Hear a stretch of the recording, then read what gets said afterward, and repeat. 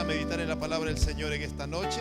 Hemos iniciado la semana pasada el capítulo 2 del libro de los Hechos. Hemos empezado viendo cómo es la venida del Espíritu Santo. Hemos visto cuando llega el día de Pentecostés era el cumplimiento de lo que es la promesa del Padre.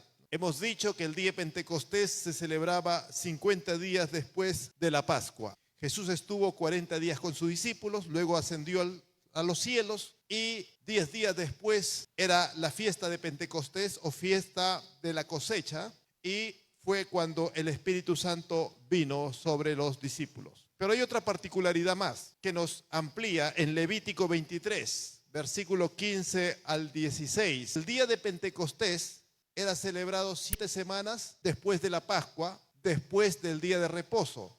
Es decir, siempre el día de Pentecostés caía el primer día de la semana, el día domingo. Esto es bastante significativo, hermanos. Hemos dicho que la iglesia primitiva y la iglesia cristiana comienza a reunirse los días domingo, primero de la semana, y eso lo vamos a ir viendo en el libro de los Hechos conforme avanzamos. El primer día de la semana resucitó Cristo. El primer día de la semana, que es domingo, se presentó a sus discípulos. 8 días después, el primero de la semana, se vuelve a presentar a los discípulos. Pero otra cosa que hay que agregar, y es un argumento, un fundamento por el cual la iglesia nos reunimos los días domingo como día principal de adoración, es que el primero de la semana, el día de Pentecostés, fue la venida del Espíritu Santo. Fue la fundación, como se dice, se inicia la iglesia cristiana su labor de predicar el evangelio. Fue en un día domingo que la iglesia fue investida del poder de lo alto para poder predicar el evangelio. Es una razón, agregamos una razón más por la cual nuestro día de adoración es el día domingo o primero de la semana, porque en ese día el Espíritu Santo invistió de poder a los creyentes y así nace la primera iglesia. Hemos visto ya en los primeros 4 versículos de que la venida del Espíritu Santo se da mediante símbolos muy conocidos por el pueblo judío. Por ejemplo, el soplo de un viento recio era relacionado, todo judío lo relacionaba con el soplo de Dios al dar vida al ser humano, ¿sí? El soplo era el espíritu. En Ezequiel nos habla del valle de los huesos secos. Dios sopló vida sobre los huesos secos. Y Dios sopla vida sobre la nueva iglesia y sopla vida a través de la iglesia para dar vida a cuantas personas que estaban muertas espiritualmente. El fuego, otro emblema de poder de Dios. El fuego que se vio en esos días fue un emblema, un símbolo del poder de Dios. Estaban siendo llenos de poder de lo alto. Ellos fueron llenos. En el Antiguo Testamento, hermanos, cuando se inauguró el templo en Jerusalén, el primer templo hecho por Salomón, el templo se llenó de la gloria de Dios. Ahora, en Pentecostés, no es un templo material lo que se llena de la presencia de Dios, sino el templo espiritual que son los creyentes. El Espíritu Santo está llenando la vida de los creyentes, ya no de un templo material, sino de un templo espiritual que somos la iglesia, los creyentes. Fueron llenos del Espíritu Santo, comenzaron a hablar en otras lenguas que hablaban las maravillas de Dios. ¿Y cuáles son las maravillas de Dios? Es la salvación, el evangelio es salvación. Y de eso vamos a ver. Comenzaron a dar testimonio a través de otras lenguas, otros idiomas, y fueron testigos los que moraban en Jerusalén. Y ahí comienza nuestra lectura del día de hoy, hermano. Dice así el versículo 5 del capítulo 2 de Hechos. Moraban entonces en Jerusalén judíos, varones piadosos de todas las naciones bajo el cielo. Algo importante. ¿Quiénes moraban? Dice, judíos. ¿De dónde eran esos judíos? De todas las naciones bajo el cielo. Bueno, cuando dice todas las naciones está diciendo que estaban representando a todas las naciones bajo el cielo. No es que estaban todos los judíos, muchos se habían quedado en sus lugares, pero estaban ahí judíos que representaban a los diferentes lugares donde estaba el pueblo judío. A eso se refiere, hermano.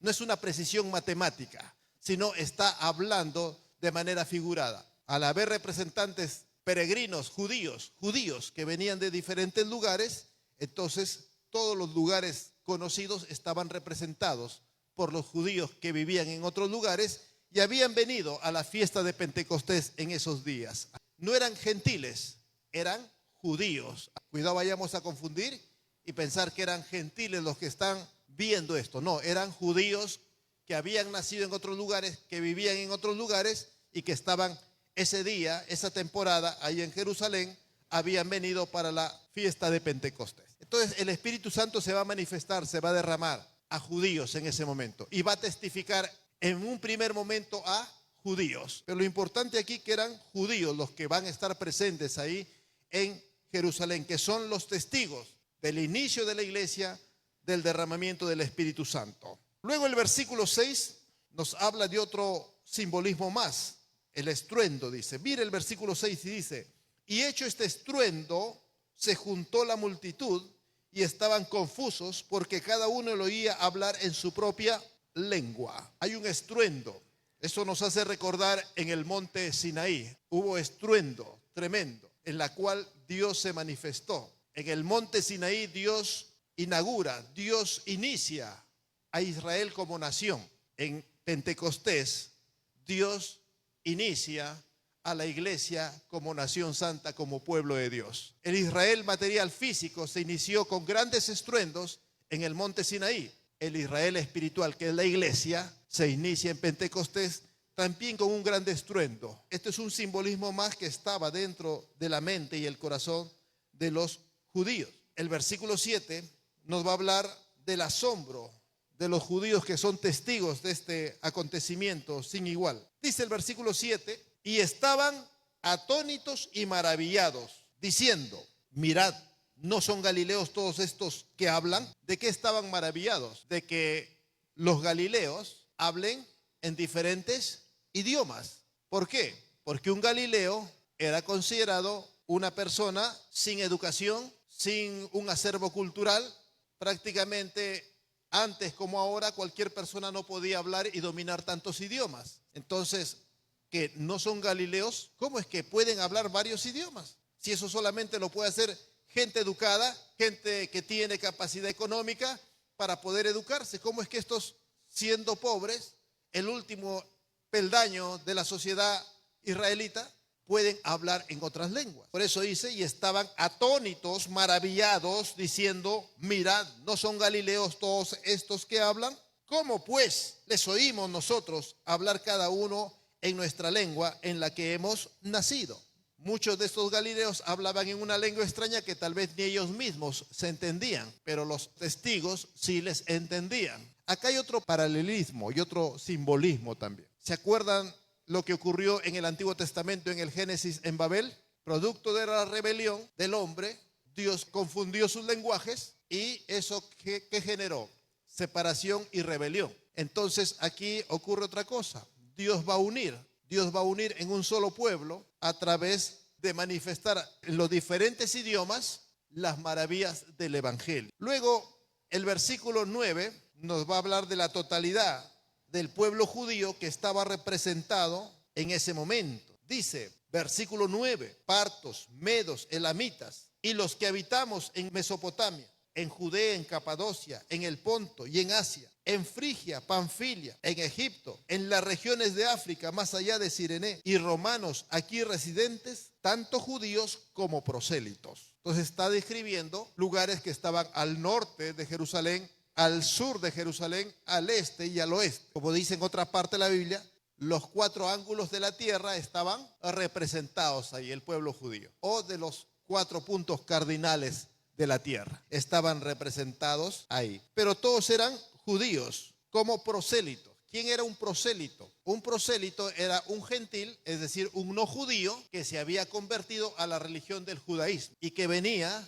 a adorar a Jehová en esos días. Ellos venían a adorar a Dios. ¿Y cómo adoraban en esos días, el día de Pentecostés? ¿Cómo era la adoración? La adoración de los judíos que venían al templo era recitar, manifestar, orar las maravillas que Dios había hecho en el Antiguo Testamento. Especialmente, ellos entraban, iban al patio del templo y estaban adorando, orando a Dios, repitiendo, exaltando lo que Dios había hecho esencialmente a través de Moisés. Exclamaban, exaltaban a Dios recordando la Pascua, que fueron librados de la muerte sus primogénitos. Oraban, exaltaban a Dios, daban gracias por haberlos sacado, liberado, redimido de la esclavitud de Egipto. Proferían y exaltaban a Dios, alabando, cantando, orando pronunciando la salida y el paso del Mar Rojo. Todas esas las grandes maravillas, los milagros más grandes. Siempre hemos dicho, el milagro más grande en el Antiguo Testamento fue cuando Moisés abrió el Mar Rojo. Es el milagro más grande, más portentoso. Y todos esos hechos ocurridos en el desierto, en la liberación de Israel, eran manifestados. Ellos oraban, lo cantaban, lo alababan a Dios de esa manera, engrandeciendo los hechos de Dios. Eso es un paralelo enorme, porque mientras que los judíos van a estar el día de Pentecostés alabando las maravillas del antiguo pacto, esta nueva iglesia, la iglesia reciente, naciente, va a estar a través de las diferentes lenguas alabando las maravillas de Dios, pero del nuevo pacto. ¿Y cuáles son las maravillas de Dios del nuevo pacto? Que Cristo Jesús murió por nuestros pecados y resucitó. Y eso es como la Pascua. Si los judíos recitaban la Pascua, nuestra Pascua ahora es Cristo, ¿no? Entonces, ellos, los que estaban en Pentecostés, hablaban las maravillas de Dios, la muerte de Cristo, la resurrección de Cristo, la redención a través de Cristo. Bendito sea el Señor. Entonces, todo lo que los judíos en Pentecostés recitaban, adoraban, referente a la liberación de Egipto con Moisés, ahora la nueva iglesia está adorando las maravillas, que es el Evangelio. La Pascua, la liberación de Egipto, todo eso es una imagen, hermanos, sombras de lo que habría de venir, el Evangelio, Jesucristo. Jesucristo es el Cordero de la Pascua. Luego ya vamos a ver en el versículo 11, dice: cretenses y árabes, completa la lista, les oímos hablar en nuestras lenguas las maravillas de Dios. ¿Cuáles son las maravillas de Dios? El plan redentor, la obra de Jesucristo. Algunos dice, le oíamos hablar en nuestras lenguas las maravillas de Dios. Quiere decir que algunos se maravillaban, se asombraban. Algunos aceptaban ese mensaje, pero otros no lo entendían. Versículo 12 dice, y estaban todos atónitos y perplejos, diciendo unos a otros, ¿qué quiere decir esto? Unos entendían que eran las maravillas de Dios, otros no entendían nada y decían, ¿qué quiere decir esto? ¿Qué están hablando? Y otros, versículo 13, mas otros burlándose decían, están llenos de mosto. Mientras unos entienden el mensaje y lo aceptan, otros son indiferentes, no lo entienden, otros se burlan del mensaje y hasta rechazan a Cristo. Y durante todo el libro de los Hechos vamos a ver esto, hermano. Vamos a ver en cada capítulo del libro de los Hechos, siempre hay quienes rechazan el Evangelio. Singularmente, cada capítulo hay un pasaje, un evento en el cual alguien o un grupo rechaza el Evangelio. Desde el comienzo hasta el fin vamos a encontrar eso. Siempre personas, grupos rechazando el Evangelio de Cristo. Pero no todos rechazan, sino muchos creen también el Evangelio del Señor. Bien, hermano, entonces es importante esto porque este momento es histórico, es único, no se va a volver a dar. ¿Por qué? Porque es un hecho histórico, el inicio de la iglesia, con todas estas particularidades que se dio allí en el día de Pentecostés.